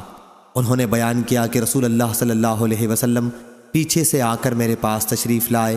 میں اپنے پانی لادنے والے ایک اونٹ پر سوار تھا، چونکہ وہ تھک چکا تھا اس لیے دھیرے دھیرے چل رہا تھا۔ حضرت صلی اللہ علیہ وسلم نے مجھ سے دریافت فرمایا کہ جابر، تمہارے اونٹ کو کیا ہو گیا ہے؟ میں نے عرض کیا کہ تھک گیا ہے۔ جابر رضی اللہ عنہ نے بیان کیا، پھر آپ صلی اللہ علیہ وسلم پیچھے گئے اور اسے ڈانٹا اور اس کے لیے دعا کی، پھر تو وہ برابر دوسرے اونٹوں کے آگے آگے چلتا رہا۔ پھر آپ صلی اللہ علیہ وسلم نے دریافت فرمایا، اپنے اونٹ کے متعلق کیا خیال ہے؟ میں نے کہا کہ اب اچھا ہے، آپ کی برکت سے ایسا ہو گیا ہے۔ آپ صلی اللہ علیہ وسلم نے فرمایا، پھر کیا اسے بیچو گے؟ انہوں نے بیان کیا کہ میں شرمندہ ہو گیا کیونکہ ہمارے پاس پانی لانے کو اس کے سوا اور کوئی اونٹ نہیں رہا تھا، مگر میں نے عرض کیا جی ہاں۔ آپ صلی اللہ علیہ وسلم نے فرمایا، پھر بیچ دے۔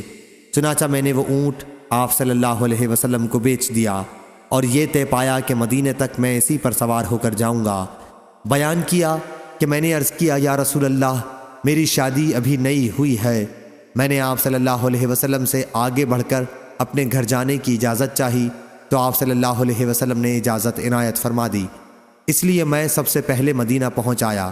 جب ماموں سے ملاقات ہوئی تو انہوں نے مجھ سے اونٹ کے متعلق پوچھا، جو معاملہ میں کر چکا تھا اس کی انہیں اطلاع دی تو انہوں نے مجھے برا بھلا کہا، ایک اونٹ تھا تیرے پاس، وہ بھی بیچ ڈالا، اور اب پانی کس پر لائے گا؟ جب میں نے حضور اکرم صلی اللہ علیہ وسلم سے اجازت چاہی تو آپ نے مجھ سے دریافت فرمایا تھا کہ کنواری سے شادی کی ہے یا بیوہ سے؟ میں نے عرض کیا تھا بیوہ سے۔ اس پر آپ نے فرمایا تھا کہ باقرہ سے کیوں نہ کی، وہ بھی تمہارے ساتھ کھیلتی اور تم بھی اس کے ساتھ کھیلتے، کیونکہ حضرت جابر رضی اللہ عنہ بھی ابھی کنوارے تھے۔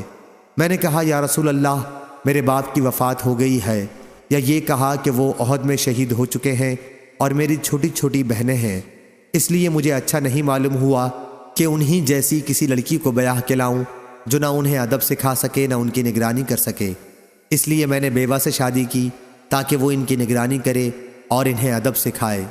انہوں نے بیان کیا، کہا پھر جب نبی کریم صلی اللہ علیہ وسلم مدینہ پہنچے تو صبح کے وقت میں اسی اونٹ پر آپ کی خدمت میں حاضر ہوا۔ حضرت صلی اللہ علیہ وسلم نے مجھے اونٹ کی قیمت عطا فرمائی اور پھر وہ اونٹ بھی واپس کر دیا۔ مغیرہ راوی نے کہا کہ ہمارے نزدیک بائع میں یہ شرط لگانا اچھا ہے، کچھ برا نہیں۔ صحیح بخاری حدیث نمبر 2967۔ قتادہ نے بیان کیا اور ان سے انس بن مالک رضی اللہ عنہ نے بیان کیا کہ مدینہ میں ایک دفعہ کچھ دہشت پھیل گئی تو رسول اللہ صلی اللہ علیہ وسلم ابو طلحہ کے گھوڑے پر سوار ہو کر حالات معلوم کرنے کے لیے سب سے آگے تھے۔ پھر آپ صلی اللہ علیہ وسلم نے فرمایا کہ ہم نے تو کوئی بات نہیں دیکھی، البتہ اس گھوڑے کو ہم نے دوڑنے میں دریا کی روانی جیسا تیز پایا ہے۔ صحیح بخاری حدیث نمبر 2968۔ جریر بن حازم نے بیان کیا، ان سے محمد نے اور ان سے انس بن مالک رضی اللہ عنہ نے بیان کیا کہ مدینہ میں لوگوں میں دہشت پھیل گئی تھی، تو رسول اللہ صلی اللہ علیہ وسلم ابو طلحہ رضی اللہ عنہ کے ایک گھوڑے پر جو بہت سست تھا سوار ہوئے اور تنہا ایڑ لگاتے ہوئے آگے بڑھے۔ صحابہ رضی اللہ عنہم بھی آپ کے پیچھے سوار ہو کر نکلے۔ اس کے بعد واپسی پر آن حضرت صلی اللہ علیہ وسلم نے فرمایا، خوف زدہ ہونے کی کوئی بات نہیں ہے، البتہ یہ گھوڑا دریا ہے۔ اس دن کے بعد پھر وہ گھوڑا دوڑ وغیرہ کے موقع پر کبھی پیچھے نہیں رہا۔ صحیح بخاری حدیث نمبر 2969۔ سفیان نے بیان کیا کہ میں نے مالک بن انس سے سنا، انہوں نے زید بن اسلم سے پوچھا تھا، اور زید نے کہا کہ میں نے اپنے باپ سے سنا تھا۔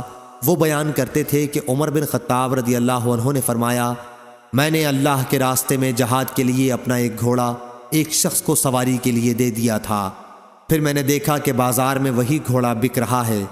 میں نے نبی کریم صلی اللہ علیہ وسلم سے پوچھا کہ کیا میں اسے خرید سکتا ہوں؟ آپ صلی اللہ علیہ وسلم نے فرمایا کہ اس گھوڑے کو تم نہ خریدو، اور اپنا صدقہ خواہ خرید کر ہی ہو واپس نہ لو۔ صحیح بخاری حدیث نمبر 2970۔ امام مالک نے بیان کیا، ان سے نافع نے، ان سے عبداللہ بن عمر رضی اللہ عنہ نے کہ عمر بن خطاب رضی اللہ عنہ نے اللہ کے راستے میں اپنا ایک گھوڑا سواری کے لیے دے دیا تھا۔ انہوں نے دیکھا کہ وہی گھوڑا بک رہا ہے۔ اپنے گھوڑے کو انہوں نے خریدنا چاہا اور رسول کریم صلی اللہ علیہ وسلم سے اس کے متعلق پوچھا، تو آن حضرت صلی اللہ علیہ وسلم نے فرمایا کہ تم اسے نہ خریدو اور اس طرح اپنے صدقے کو واپس نہ لو۔ صحیح بخاری حدیث نمبر 2971۔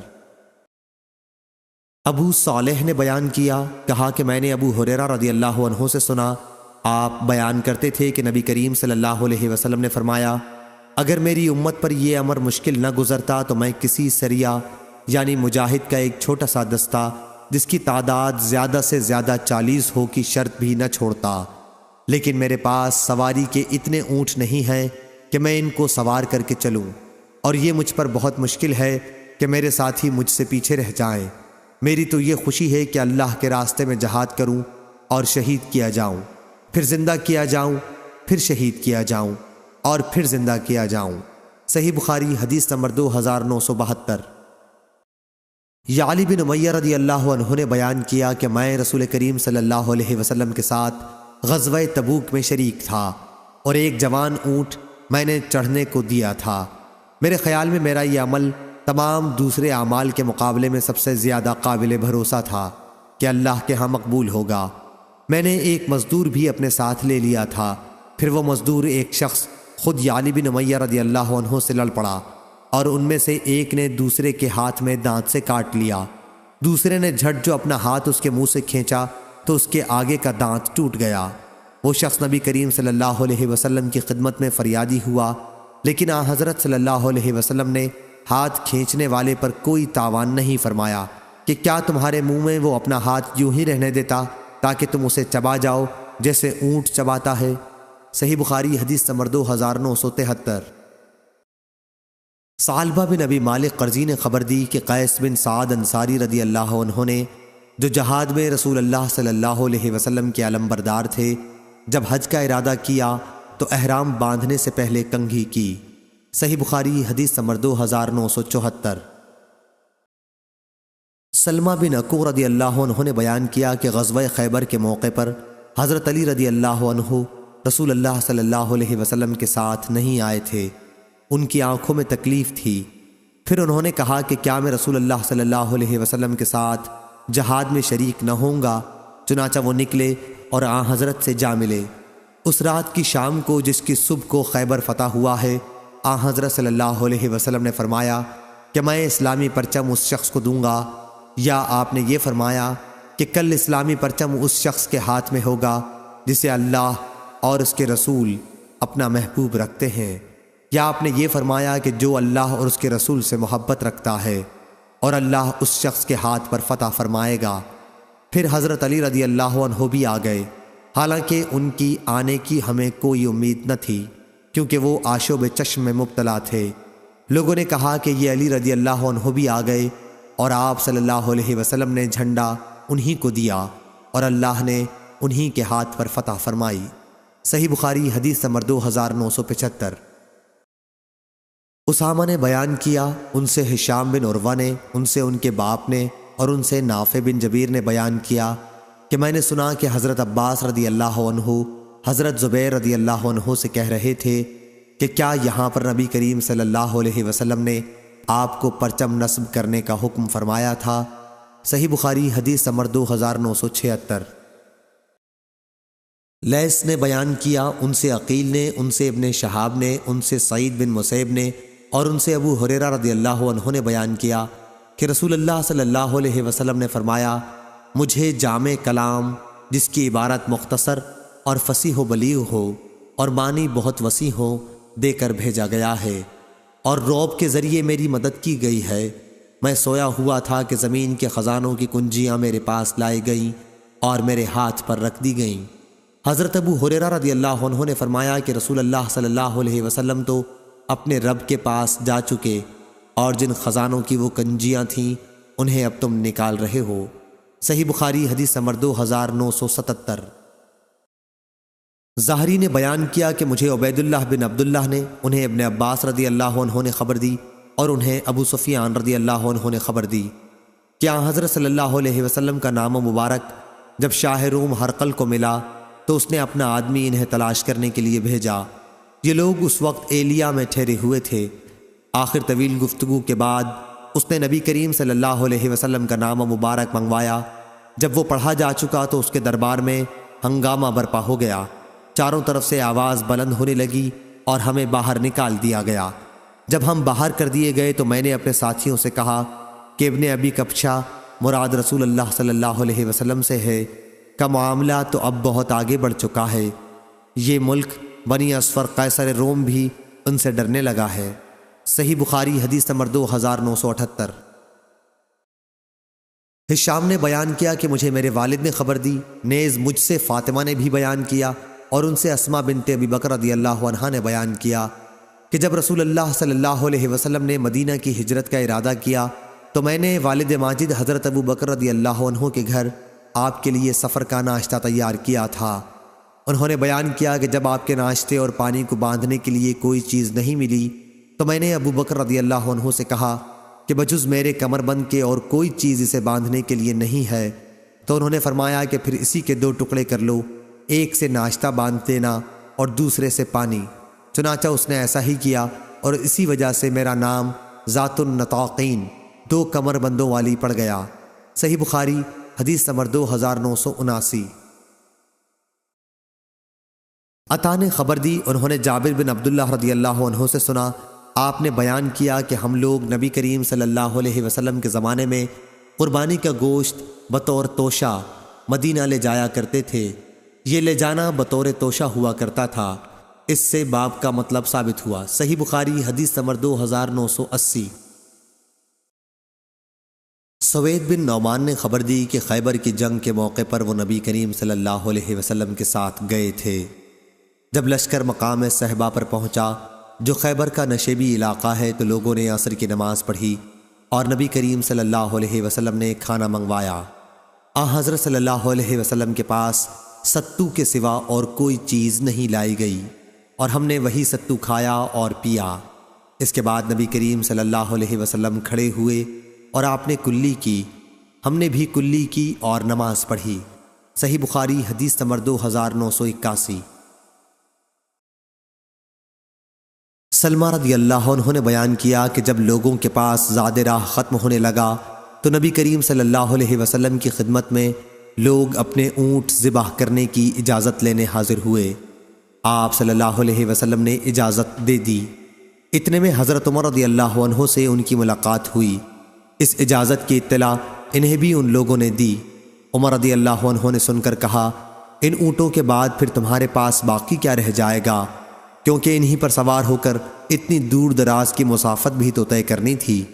اس کے بعد عمر رضی اللہ عنہ نبی کریم صلی اللہ علیہ وسلم کی خدمت میں حاضر ہوئے اور عرض کیا، یا رسول اللہ، لوگ اگر اپنے اونٹ بھی ذبح کر دیں گے تو پھر اس کے بعد ان کے پاس باقی کیا رہ جائے گا؟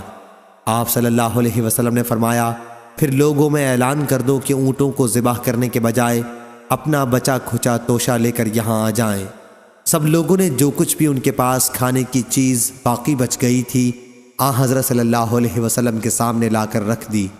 آپ صلی اللہ علیہ وسلم نے دعا فرمائی اور اس میں برکت ہوئی۔ پھر سب کو ان کے برتنوں کے ساتھ آپ نے بلایا، سب نے بھر بھر کر اس میں سے لیا، اور جب سب لوگ فارغ ہو گئے تو رسول اللہ صلی اللہ علیہ وسلم نے فرمایا کہ میں گواہی دیتا ہوں کہ اللہ تعالیٰ کے سوا اور کوئی معبود نہیں، اور میں اللہ کا رسول ہوں۔ صحیح بخاری حدیث نمبر 2982۔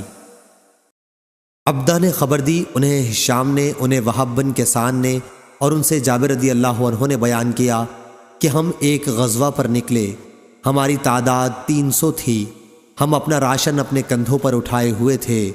آخر ہمارا توشہ جب تقریباً ختم ہو گیا تو ایک شخص کو روزانہ صرف ایک کھجور کھانے کو ملنے لگی۔ ایک شاگرد نے پوچھا، اے ابو عبداللہ، جابر رضی اللہ عنہ، ایک کھجور سے بھلا ایک آدمی کا کیا بنتا ہوگا؟ انہوں نے فرمایا کہ اس کی قدر ہمیں اس وقت معلوم ہوئی جب ایک کھجور بھی باقی نہیں رہ گئی تھی۔ اس کے بعد ہم دریا پر آئے تو ایک ایسی مچھلی جسے دریا نے باہر پھینک دیا تھا، اور ہم 18 دن تک خوب جی بھر کر اسی کو کھاتے رہے۔ صحیح بخاری حدیث نمبر 2983۔ ابن ابی ملیکہ نے بیان کیا اور ان سے عائشہ رضی اللہ عنہا نے کہ انہوں نے عرض کیا، یا رسول اللہ صلی اللہ علیہ وسلم، آپ کے اصحاب حج اور عمرہ دونوں کر کے واپس جا رہے ہیں اور میں صرف حج کر پائی ہوں۔ اس پر حضرت صلی اللہ علیہ وسلم نے فرمایا کہ پھر جاؤ عمرہ کراؤ۔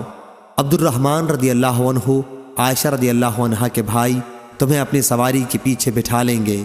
چنانچہ آپ نے عبد الرحمن رضی اللہ عنہ کو حکم دیا کہ تنعیم سے احرام باندھ کر عائشہ رضی اللہ عنہا کو عمرہ کرا لائیں۔ رسول اللہ صلی اللہ علیہ وسلم نے اس عرصے میں مکے کے بالائی علاقے پر ان کا انتظار کیا یہاں تک کہ وہ آ گئیں۔ صحیح بخاری حدیث نمبر 2984۔ عمرو بن دینار نے بیان کیا، ان سے عمرو بن اوس نے، اور ان سے عبد الرحمن بن ابی بکر صدیق رضی اللہ عنہ نے بیان کیا کہ مجھے نبی کریم صلی اللہ علیہ وسلم نے حکم دیا تھا کہ اپنی سواری پر اپنے پیچھے حضرت عائشہ رضی اللہ عنہا کو بٹھا کر لے جاؤں اور تنعیم سے احرام باندھ کر عمرہ کرا لاؤں۔ صحیح بخاری حدیث نمبر 2985۔ ایوب نے بیان کیا، ان سے ابو قلابہ نے، اور ان سے انس رضی اللہ عنہ نے بیان کیا کہ میں ابو طلحہ رضی اللہ عنہ کی سواری پر ان کے پیچھے بیٹھا ہوا تھا۔ تمام صحابہ حج اور عمرہ دونوں ہی کے لیے ایک ساتھ لبیک کہہ رہے تھے۔ صحیح بخاری حدیث نمبر 2986۔ ابو صفوان نے بیان کیا، ان سے یونس بن یزید نے، ان سے ابن شہاب نے، ان سے عروہ نے، ان سے اسامہ بن زید رضی اللہ عنہ نے کہ رسول کریم صلی اللہ علیہ وسلم ایک گدھے پر اس کی پالان رکھ کر سوار ہوئے جس پر ایک چادر بچھی ہوئی تھی، اور اسامہ رضی اللہ عنہ کو آپ نے اپنے پیچھے بٹھا رکھا تھا۔ صحیح بخاری حدیث نمبر 2987۔ نافع نے خبر دی اور انہیں عبداللہ بن عمر رضی اللہ عنہ نے کہ فتح مکہ کے موقع پر رسول کریم صلی اللہ علیہ وسلم مکے کے بالائی علاقے سے اپنی سواری پر تشریف لائے۔ اسامہ رضی اللہ عنہ کو آپ نے اپنی سواری پر پیچھے بٹھا دیا تھا، اور آپ کے ساتھ بلال رضی اللہ عنہ بھی تھے، اور عثمان بن طلحہ رضی اللہ عنہ بھی، جو کعبے کے کلید بردار تھے۔ حضرت صلی اللہ علیہ وسلم نے مسجد الحرام میں اپنی سواری بٹھا دی، اور عثمان رضی اللہ عنہ سے کہا کہ بیت اللہ الحرام کی کنجی لائیں، اور عثمان رضی اللہ عنہ سے کہا کہ بیت اللہ الحرام کی کنجی لائیں۔ انہوں نے کعبے کا دروازہ کھول دیا اور رسول کریم صلی اللہ علیہ وسلم اندر داخل ہو گئے۔ آپ صلی اللہ علیہ وسلم کے ساتھ اسامہ، بلال اور عثمان رضی اللہ عنہم بھی تھے۔ آپ کافی دیر تک اندر ٹھہرے رہے، اور جب باہر تشریف لائے تو صحابہ نے اندر جانے کے لیے ایک دوسرے سے آگے ہونے کی کوشش کی۔ سب سے پہلے اندر داخل ہونے والے عبداللہ بن عمر رضی اللہ عنہ تھے۔ انہوں نے بلال کو دروازے کے پیچھے کھڑا پایا اور ان سے پوچھا کہ حضرت صلی اللہ علیہ وسلم نے کہاں نماز پڑھی ہے؟ انہوں نے اس جگہ کی طرف اشارہ کیا جہاں حضرت صلی اللہ علیہ وسلم نے نماز پڑھی تھی۔ حضرت عبداللہ بن عمر رضی اللہ عنہ نے بیان کیا کہ مجھے یہ پوچھنا یاد نہیں رہا کہ حضرت صلی اللہ علیہ وسلم نے کتنی رکعتیں پڑھی تھیں۔ صحیح بخاری حدیث نمبر 2988۔ معمر نے خبر دی، انہیں حمام نے اور ان سے ابو ہریرہ رضی اللہ عنہ نے بیان کیا کہ رسول اللہ صلی اللہ علیہ وسلم نے فرمایا، انسان کے ہر ایک جوڑ پر صدقہ لازم ہوتا ہے ہر دن جس میں سورج طلوع ہوتا ہے، پھر اگر وہ انسانوں کے درمیان انصاف کر دے تو یہ بھی ایک صدقہ ہے، اور کسی کو سواری کے معاملے میں اگر مدد پہنچائے اس طرح پر کہ اسے اس پر سوار کرائے یا اس کا سامان اٹھا کر رکھ دے تو یہ بھی ایک صدقہ ہے، اور اچھی بات منہ سے نکالنا بھی ایک صدقہ ہے، اور ہر قدم جو نماز کے لیے اٹھتا ہے وہ بھی صدقہ ہے، اور اگر کوئی راستے سے کسی تکلیف دینے والی چیز کو ہٹا دے تو یہ بھی ایک صدقہ ہے۔ صحیح بخاری حدیث نمبر 2989۔ عبداللہ بن مسلمہ نے بیان کیا، ان سے امام مالک نے، ان سے نافع نے اور ان سے عبداللہ بن عمر رضی اللہ عنہ نے کہ رسول اللہ صلی اللہ علیہ وسلم نے دشمن کے علاقے میں قرآن مجید لے کر جانے سے منع فرمایا تھا۔ صحیح بخاری حدیث نمبر 2990۔ سفیان بن عینہ نے بیان کیا، ان سے ایوب سختیانی نے، ان سے محمد بن سیرین نے اور ان سے انس رضی اللہ عنہ نے بیان کیا کہ صبح ہوئی تو نبی کریم صلی اللہ علیہ وسلم خیبر میں داخل تھے، اتنے میں وہاں کے رہنے والے یہودی پھاوڑے اپنی گردنوں پر لیے ہوئے نکلے۔ جب حضرت صلی اللہ علیہ وسلم کو مائے آپ کے لشکر کے دیکھا تو چلا اٹھے کہ یہ محمد لشکر کے ساتھ آ گئے، محمد لشکر کے ساتھ، محمد لشکر کے ساتھ صلی اللہ علیہ وسلم۔ چنانچہ وہ سب بھاگ کر قلعہ میں پناہ گزین ہو گئے۔ اس وقت نبی کریم صلی اللہ علیہ وسلم نے اپنے ہاتھ اٹھائے اور نعرہ تکبیر بلند فرمایا، ساتھ ہی ارشاد ہوا کہ خیبر تو تباہ ہو چکا کہ جب کسی قوم کے آنگن میں ہم اتر آتے ہیں تو ڈرائے ہوئے لوگوں کی صبح بری ہو جاتی ہے۔ اور انس رضی اللہ عنہ نے بیان کیا کہ ہم کو گدھے مل گئے اور ہم نے انہیں ذبح کر کے پکانا شروع کر دیا کہ نبی کریم صلی اللہ علیہ وسلم کے منادی نے پکارا کہ اللہ اور اس کے رسول صلی اللہ علیہ وسلم تمہیں گدھے کے گوشت سے منع کرتے ہیں۔ چنانچہ ہانڈیوں میں جو کچھ تھا سب الٹ دیا گیا۔ اس روایت کے مطابق علی نے سفیان سے کی ہے کہ رسول اللہ صلی اللہ علیہ وسلم نے اپنے دونوں ہاتھ اٹھائے تھے۔ صحیح بخاری حدیث نمبر 2991۔ سفیان بن عینہ نے بیان کیا، ان سے عاصم نے، ان سے ابو عثمان نے، ان سے ابو موسیٰ اشعری رضی اللہ عنہ نے کہ ہم ایک سفر میں رسول اللہ صلی اللہ علیہ وسلم کے ساتھ جب ہم کسی وادی میں اترتے تو لا الہ الا اللہ اور اللہ اکبر کہتے اور ہماری آواز بلند ہو جاتی، اس لیے حضرت صلی اللہ علیہ وسلم نے فرمایا، اے لوگو اپنی جانوں پر رحم کھاؤ، کیونکہ تم کسی بہرے یا غائب خدا کو نہیں پکار رہے ہو، وہ تو تمہارے ساتھ ہی ہے، بے شک وہ سننے والا اور تم سے بہت قریب ہے، برکتوں والا ہے، اس کا نام اور اس کی عظمت بہت ہی بڑی ہے۔ صحیح بخاری حدیث نمبر 2992۔ سفیان بن عینہ نے بیان کیا، ان سے حسین بن عبد الرحمن نے اور ان سے سالم بن ابی الجعد نے اور ان سے جابر بن عبداللہ رضی اللہ عنہ نے بیان کیا کہ جب ہم کسی بلندی پر چڑھتے تو اللہ اکبر کہتے اور جب کسی نشیب میں اترتے تو سبحان اللہ کہتے تھے۔ صحیح بخاری حدیث نمبر 2993۔ شعبہ نے بیان کیا، ان سے حسین نے، ان سے سالم نے اور ان سے جابر رضی اللہ عنہ نے بیان کیا کہ جب ہم بلندی پر چڑھتے تو اللہ اکبر کہتے اور نشیب میں اترتے تو سبحان اللہ کہتے تھے۔ صحیح بخاری حدیث نمبر 2994۔ عبدالعزیز بن ابی سلمہ نے بیان کیا، ان سے صالح بن کیسان نے، ان سے سالم بن عبداللہ نے اور ان سے عبداللہ بن عمر رضی اللہ عنہ نے بیان کیا کہ جب نبی کریم صلی اللہ علیہ وسلم حج یا عمرہ سے واپس ہوتے، جہاں تک میں سمجھتا ہوں یوں کہا، جب آپ جہاد سے لوٹتے تو جب بھی آپ کسی بلندی پر چڑھتے یا نشیب سے کنکریلے میدان میں آتے تو 3 مرتبہ اللہ اکبر کہتے، فرماتے اللہ کے سوا اور کوئی معبود نہیں، وہ ایک ہے، اس کا کوئی شریک نہیں، ملک اس کا ہے اور تمام تعریفیں اسی کے لیے ہیں، اور وہ ہر کام پر قدرت رکھتا ہے۔ ہم واپس ہو رہے ہیں توبہ کرتے ہوئے، عبادت کرتے ہوئے اپنے رب کی بارگاہ میں سجدہ ریز ہوتے اور اس کی حمد پڑھتے ہوئے۔ اللہ نے اپنا وعدہ سچ کر دکھایا اور اپنے بندے کی مدد کی اور تنہا کفار کی تمام جماعتوں کو شکست دے دی۔ صالح نے کہا کہ میں نے سالم بن عبداللہ سے پوچھا کیا عبداللہ بن عمر رضی اللہ عنہ نے لفظ آئبون کے بعد انشاءاللہ نہیں کہا تھا؟ تو انہوں نے بتایا کہ نہیں۔ صحیح بخاری حدیث نمبر 2995۔ ابراہیم ابو اسماعیل سکسکی نے بیان کیا، انہوں نے کہا کہ میں نے ابو بردہ بن ابو موسیٰ سے سنا، وہ اور یزید بن ابی کبشہ ایک سفر میں ساتھ تھے اور یزید سفر کی حالت میں بھی روزہ رکھا کرتے تھے۔ ابو بردہ نے کہا کہ میں نے اپنے والد ابو موسیٰ اشعری رضی اللہ عنہ سے بارہا سنا، وہ کہا کرتے تھے کہ نبی کریم صلی اللہ علیہ وسلم نے فرمایا کہ جب بندہ بیمار ہوتا ہے یا سفر کرتا ہے تو اس کے لیے ان تمام عبادات کا ثواب لکھا جاتا ہے جنہیں اقامت یا صحت کے وقت یہ کیا کرتا تھا۔ صحیح بخاری حدیث نمبر 2996۔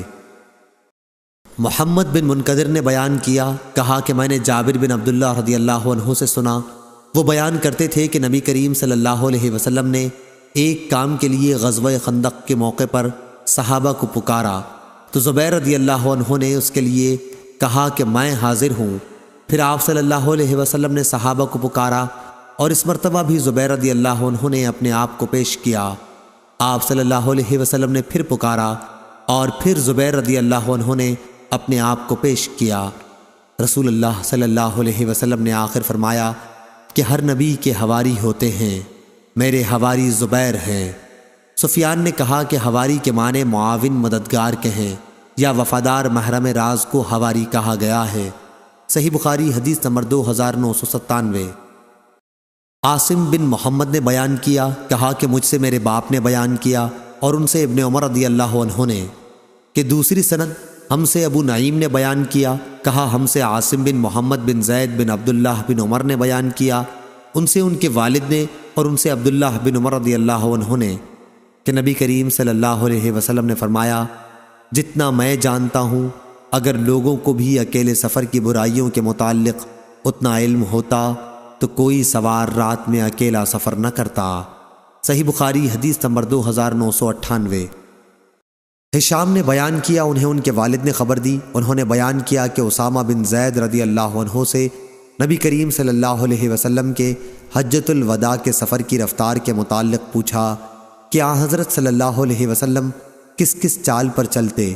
یحییٰ نے کہا عروہ نے یہ بھی کہا تھا کہ میں سن رہا تھا لیکن میں اس کا کہنا بھول گیا۔ غرض اسامہ رضی اللہ عنہ نے کہا آپ ذرا تیز چلتے، جب فراخ جگہ پاتے تو سواری کو دوڑا دیتے، نس اونٹ کی چال جو عنق سے تیز ہوتی ہے۔ صحیح بخاری حدیث نمبر 2999۔ زید بن اسلم نے خبر دی، ان سے ان کے والد نے بیان کیا کہ میں عبداللہ بن عمر رضی اللہ عنہ کے ساتھ مکے کے راستے میں تھا، اتنے میں ان کو صفیہ بنت ابی عبید رضی اللہ عنہ ان کی بیوی کے متعلق سخت بیماری کی خبر ملی، چنانچہ آپ نے تیز چلنا شروع کر دیا، اور جب سورج غروب ہونے کے بعد شفق ڈوب گئی تو آپ سواری سے اترے اور مغرب اور عشاء کی نماز ملا کر پڑھی۔ پھر کہا کہ میں نے نبی کریم صلی اللہ علیہ وسلم کو دیکھا کہ جب آپ تیزی کے ساتھ سفر کرنا چاہتے تو مغرب میں تاخیر کر کے دونوں نمازیں مغرب اور عشاء ایک ساتھ ادا فرماتے۔ صحیح بخاری حدیث نمبر 3000۔